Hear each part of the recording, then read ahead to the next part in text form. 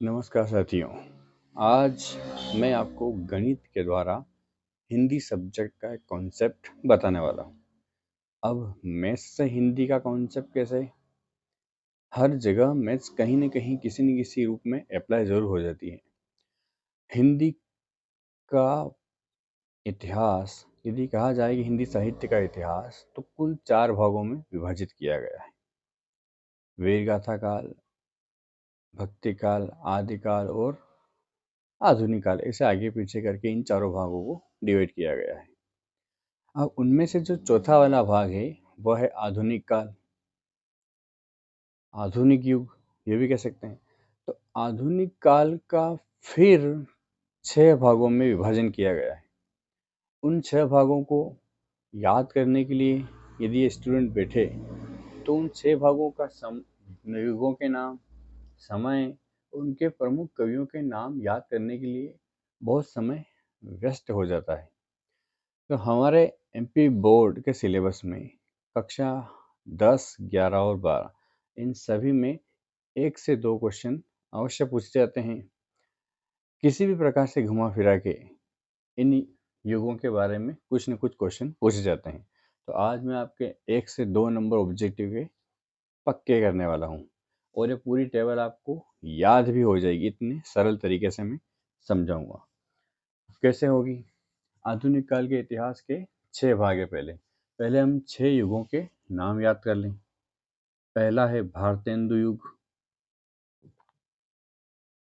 भारतेंदु युग। उसके बाद आता है द्विवेदी युग,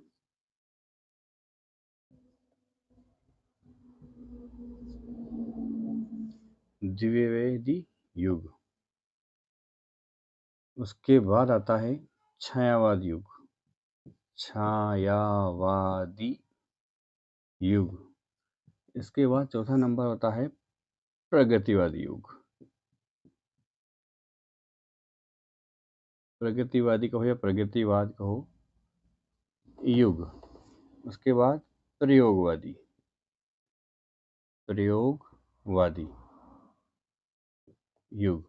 और लास्ट अंतिम आता है नई कविता, नई कविता। देखो मेरा सब्जेक्ट गणित है, पर फिर भी मैं हिंदी इसलिए बता रहा हूँ क्योंकि यहाँ भी कोई ना कोई मैथ्स का कंसेप्ट लगा हुआ है या कुछ ऐसी ट्रिक बनाई है मैंने जो बहुत ही इजीली याद हो जाए। अब इन 6 युगों के नाम अगर पढ़ने से बैठे हैं तो याद होने में कुछ तो टाइम लगेगा। युग के नाम अगर 1-2 बार अपन बोल लेते हमारे दिमाग में केवल युगों के नाम घूमना स्टार्ट हो जाएंगे। अब मैं इनको याद करवाने के लिए एक ट्रिक बता रहा हूँ आपको। आपने एबीसीडी तो पढ़ी होगी सबने, ए के बाद बी, बी के बाद सी, सी के बाद डी आता है। तो अब हमें एबीसीडी में केवल 3 वर्ड की बात कर रहा हूँ मैं, केवल बी, डी और सी। मैंने आगे पीछे कर दिया सी डी को। तो बी डी सी याद रखना है आज के बाद थोड़ा सा इस ट्रिक के लिए। क्या करना है? बी से भारतेंदी, डी से देवेदु, सी से छायावादी। 3 नाम आराम से हो जाएंगे। इनको अगर हम केवल एक बार पढ़ लें मात्र, भारतेंदु, द्विवेदी, छायावाद युग। अब प्रगति से यहाँ से क्या करना पड़ेगा? पी आर ओ और एन, इन तीनों का एक पेड़, इन तीनों का पेड़। ये पी आर से प्रगतिवादी, पी आर ओ से प्रयोगवादी और फिर नई कविता। पहले प्रगति होगी तभी प्रयोग होंगे। अब इन नामों को याद करने के लिए केवल हमें इन 6 वर्ड की आवश्यकता है। हमारा दिमाग किसी भी चीज़ को आसानी से अपने अंदर एक्सेप्ट नहीं करता। कुछ न कुछ लॉजिक यदि जुड़ा हुआ है तभी याद रखता है ये। और हमें इतने बड़े नाम की बजाय केवल 6 वर्ड याद करने, तो हमारा दिमाग इन 6 वर्डों को जल्दी एक्सेप्ट कर लेगा और 1-2 बार पढ़ेंगे तो अपने आप याद हो जाएगा। जब पहले वर्ड माइंड में आ जाएंगे तो पूरे पूरे वर्ड आराम से लिख सकते हैं अपन, फर्स्ट लेटर। तो ये भारतेंदु, द्विवेदी, छायावाद, प्रगतिवादी, प्रयोगवादी और नई कविता। ये आप अगर खुद भी प्रैक्टिस करेंगे आपको याद हो जाएंगे, लगभग हो गए होंगे। अब अगले की बात करते हैं अपन, इनका समय कहाँ से कहाँ तक रहा। तो उसकी भी एक ट्रिक है। आपको पहले कुछ ये याद रखना पड़ेंगे, 50, 20, 16, 7, 7। समय याद करने के लिए हमें 50, 20, 16, 7, 7 याद करने पड़ेंगे। इनसे हमारा समय जल्दी से इजीली याद हो जाएगा। कैसे? समय याद रखने के लिए हमें ये 50, 20, 16, 7, 7 याद रखने आवश्यक है। इनके द्वारा बहुत ही सरल तरीके से हम इन सन को याद कर सकते हैं। वो कैसे? हमें पहला पॉइंट याद रखना पड़ेगा अपने दिमाग में कि 1850 से स्टार्ट था भारतेंदु युग। 1850 से हमें इसमें जोड़ने कितने केवल और केवल 50, तो ये हो गए 1900 पूरे 1900 से स्टार्ट वापस, तो 1900 से स्टार्ट अब कितने जोड़ने पड़ेंगे? 20, तो हो गए 1920। 1920 में फिर कितने जोड़ने पड़ेंगे? अगले आ रहे 16, तो ये 1936। फिर 36 यहाँ लिखाएंगे। 1936 में कितने जोड़ने हैं अब? 7, तो 1900 हो गए 43। फिर 1943 में कितने जोड़ने हैं वापस? 7, तो ये हो गए 1950। और 1950 से आज तक क्या चल रही है? नई कविता। अब ये ख़त्म कब होगी अभी तक हमें नहीं पता, तो हमने लिख दिया आज तक। तो ये ट्रिक आपको जल्दी से इन सनों को याद करवा देगी। पहले से 1850, फिर 50 जोड़ दिए, इसको यहाँ पे लिखा, वापस 20 जोड़ दिए, इसको यहाँ लिखा, वापस 16 जोड़ दिए, इसको यहाँ लिखा, वापस कितने जोड़ दिए? 7, इसको यहाँ लिखा, वापस कितने जोड़ दिए? 7, और यहाँ से आज तक चल ही रहा है। ये दोनों अलग तरीके आपसे याद हो जाएंगी।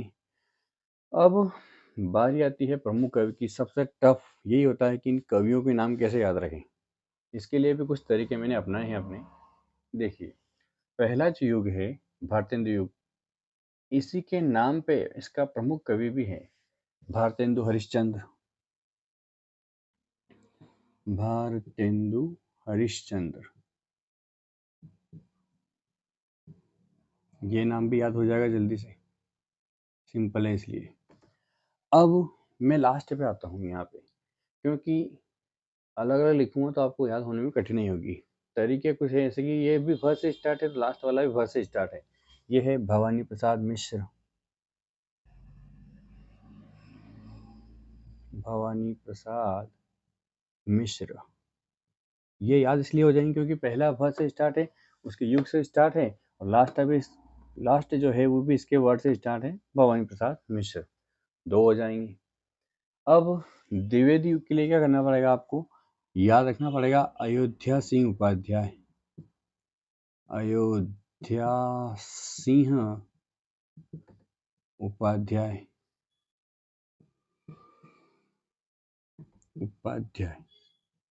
अब फिर इससे रिलेटेड पहले वर्ड से यहाँ आ जाएगा अज्ञेय, तो हमें 4 तो इजीली याद हो जाएंगे,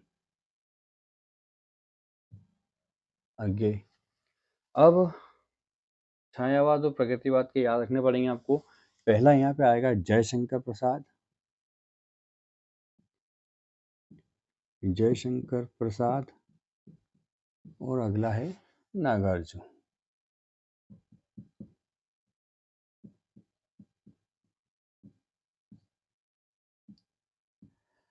याद कैसे रखना है? भारतेंदु से भारतेंदु हरिश्चंद्र, इससे लास्ट वाला भवानी प्रसाद मिश्र, ये याद रखना पड़ेगा। द्विवेदी का अयोध्या सिंह उपाध्याय, इससे फिर हो जाएगा ऐसे अज्ञेय, जयशंकर प्रसाद और नागार्जुन, ये आपको याद करने पड़ेंगे। क्या आपको ये तरीके समझ में आ जाएंगे? मैंने जब भी किसी को पढ़ाया, एक ही बार में पूरी क्लास में, चाहे कितने भी कमजोर स्टूडेंट हो, सब ने पूरी टेबल बोल के और सुन के बता दी। तो आप 2 बार इसे देखें और खुद बिना देखे एक बनाएं, आपसे 100% बन जाएगी। और आपके बोर्ड के 10th 11th 12th बोर्ड के 1 से 2 क्वेश्चन भी कंप्लीट। अगर आपको चैनल पे जो पढ़ाया गया है वो पसंद आया हो, तो आप चैनल को सब्सक्राइब करें, लाइक करें, और अपने दोस्तों तक पहुंचा दें, ताकि जो कमज़ोर स्टूडेंट है वो भी पढ़कर अपना कुछ भला कर सकें। धन्यवाद।